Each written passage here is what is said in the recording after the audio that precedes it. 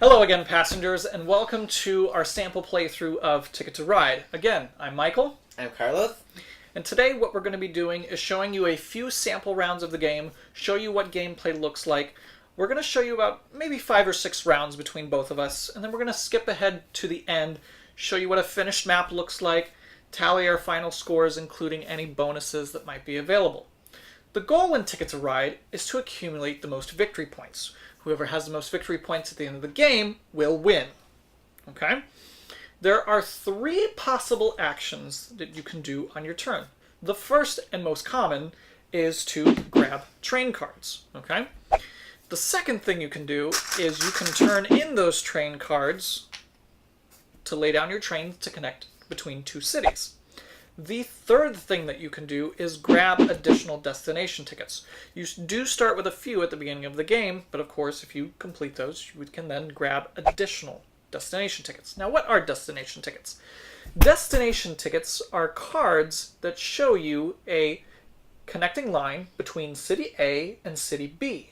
And as long as your trains, in any shape or form or fashion, doesn't need to be a straight line, connect between those 2 cities, you will get the bonus points that are listed on that destination ticket. Okay, so we're going to go ahead and let's get started.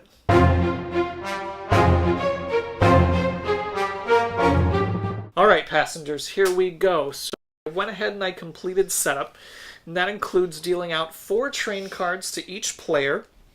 And you will also deal out 3 destination tickets to each player. Now, what you'll do with the destination tickets is you'll take a look at them, and you must keep at least 2 of the destination tickets. You can keep all 3 if you wish to do so. So I've kept 2 of them, and Carlos has kept 3 of his.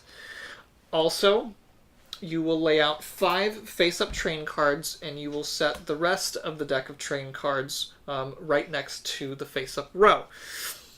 Now, I did mention that I will skip over us drawing cards, as it's probably the most boring aspect I can display on camera, right? But I am going to go ahead and take a second to explain how that works. So, the number one thing and the most common thing that you'll do in the game is you'll grab train cards into your hand. And there are a couple of different ways that you can do so.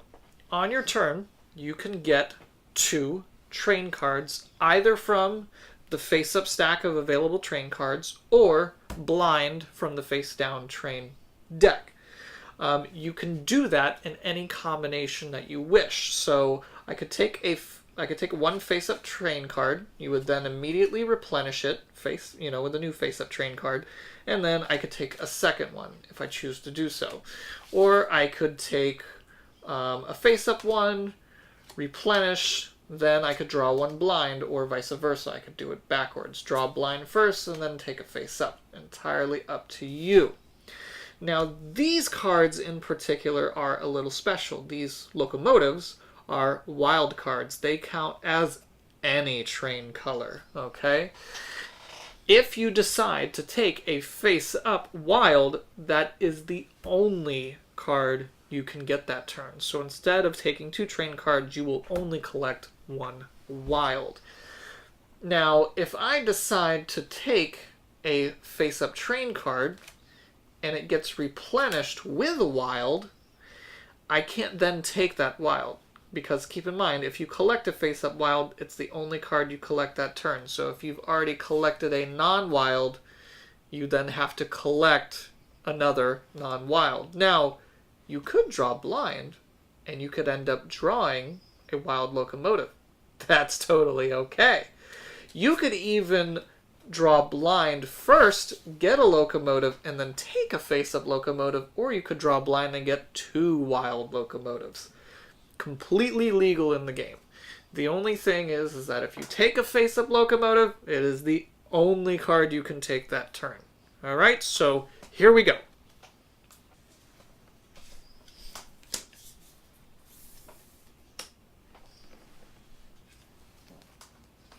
Now, you may see us organizing our cards kind of off camera and out of frame here. That's just to help you keep things organized in your head as a player, totally okay. You don't have to keep all the cards in your hand. You can lay them face down on the board, organize them into colors, whatever you need to do to help keep things organized, totally okay. There's no hand size limit. You can just keep collecting cards. Alright folks, here we go. I'm going to go ahead and lay down the very first route of the game. So I've got 6 blacks, and I'm going to take my yellow trains here, and I'm going to go from Los Angeles to El Paso. Now you'll notice that I've got yellow trains, and what's with this? I'm laying them down on a black route. Well, the color of your trains is just to signify what color you are as a player. It's to help the other players at the table identify which player owns those trains. Not that those trains have to match the color of the route. That is what the train cards are for. The train cards themselves need to match the color of the route that you're laying on. Now, every time you lay down a train route, you will score points based on the table at the bottom of the player board. Now, this may be too small for you to see on the camera, but I've laid down possibly the longest route you can lay down in the game, which is 6. There's a couple of different routes on the board that are 6 trains long, and you score 15 points for that route. Now, every time you lay down trains, you are going to immediately score those points. So I'm going to take my score marker and go from the start space all the way to 15.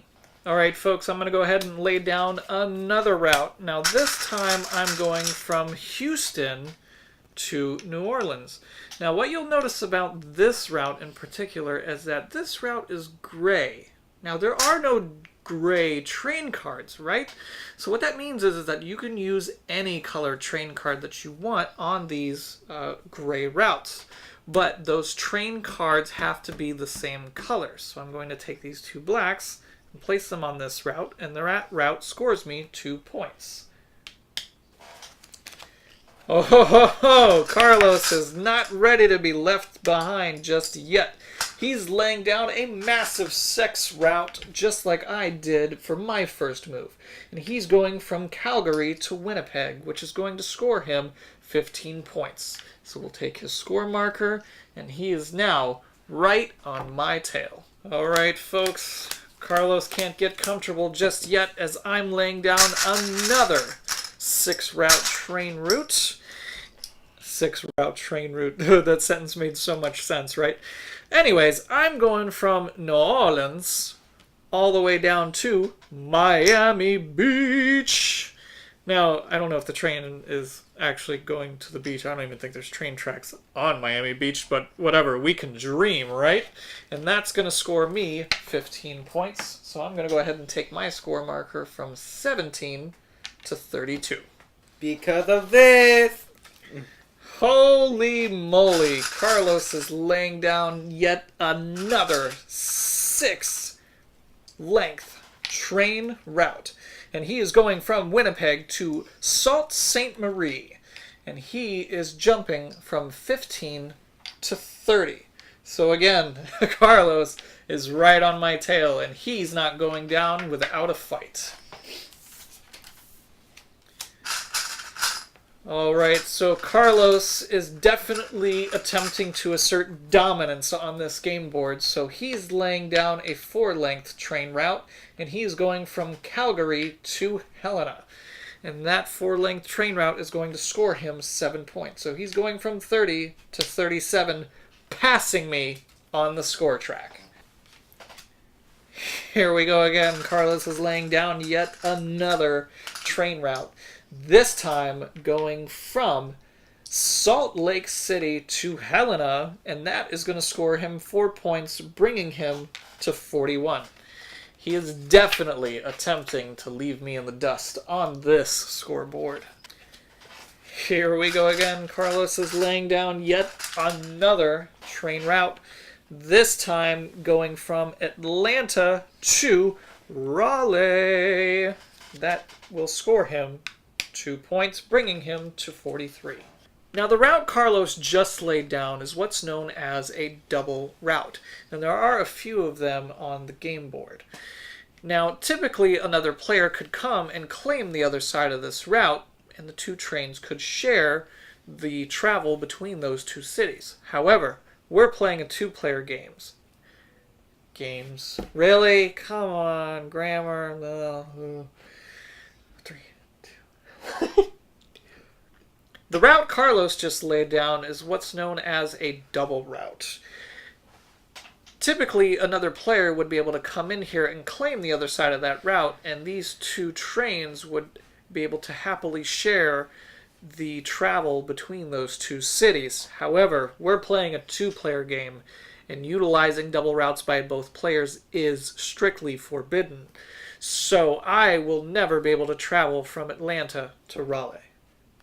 Alright folks, I can't let Carlos get too far ahead on this game board, so I'm going to go ahead and go from Raleigh to Washington, and that is going to score me 2 points. Alright, I've got to keep these trains moving if I'm ever going to expect to catch up to Carlos. This time going from Washington to New York, scoring me another 2 points.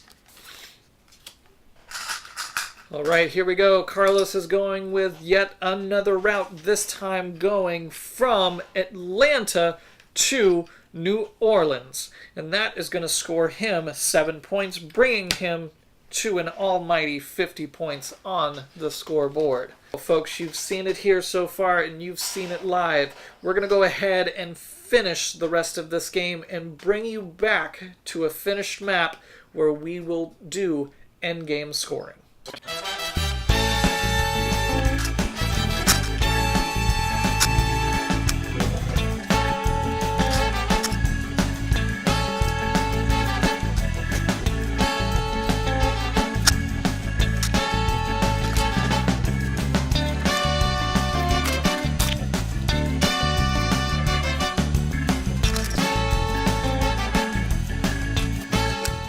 Alright folks, so here we are. We're finally at the end of this two-player experience.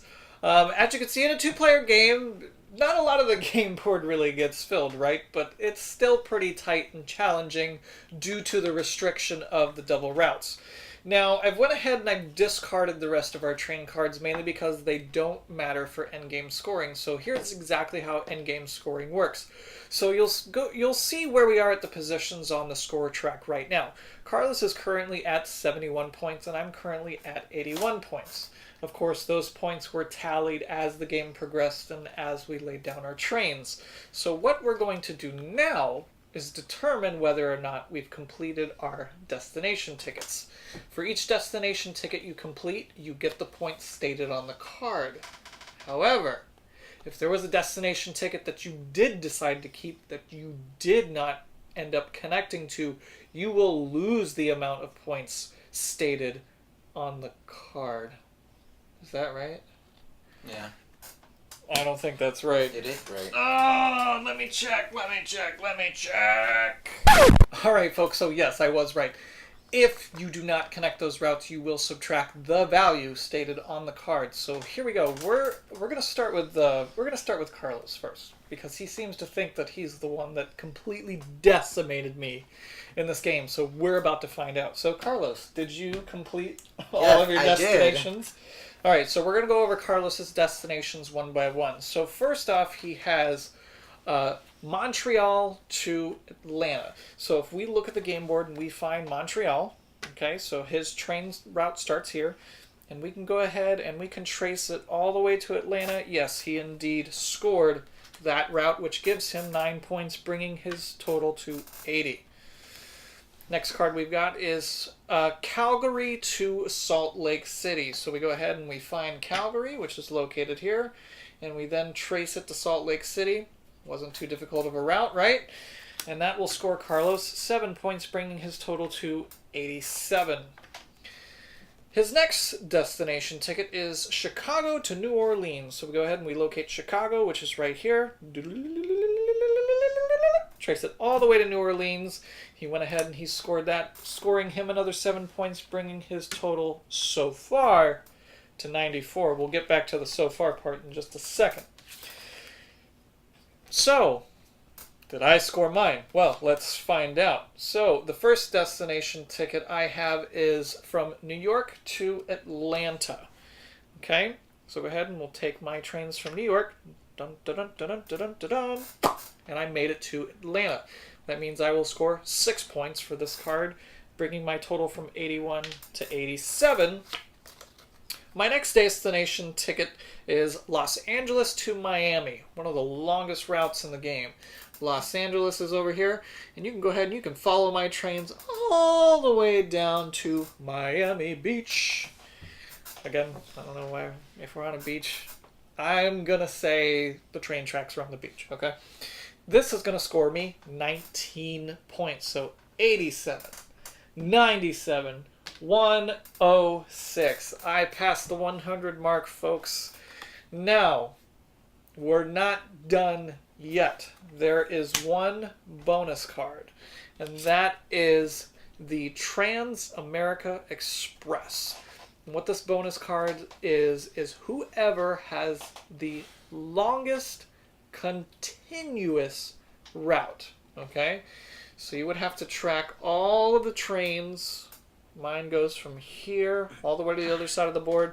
Carlos has a pretty decently long one as well. Remember, continuous trains, so this little stuck out part doesn't count for Carlos, and this little stuck out part right here doesn't count for me. We went ahead and counted before this video even started. Carlos has a continuous train route of 37 trains, and I have a continuous train route of 43, meaning I get the 10 bonus points, bringing our final scores to 116 and 94. Hooray! Thank you so much, folks, for joining us on this sample playthrough of Ticket to Ride. Follow us to part 4 of our video series where we'll go over tips, tricks, and strategies for playing Ticket to Ride. See you in the next video.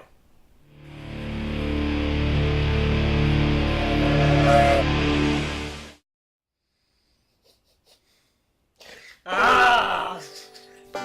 I lost my rhythm. Totally lost my rhythm!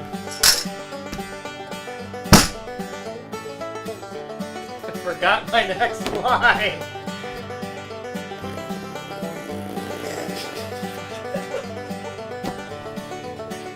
I got it going, and I'm like, I can't get through the end of it, man.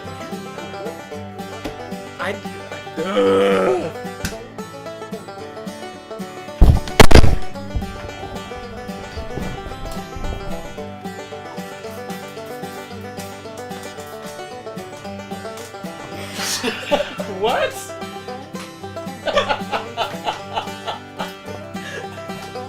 All right.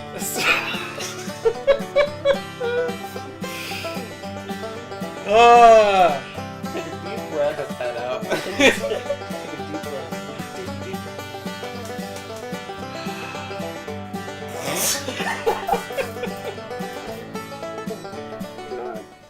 Hi there, passengers. Thanks for stopping by. If you like this video, please subscribe. Hi, Tristan. Hi, Clarence. Let's go lay down in some fields for all eternity.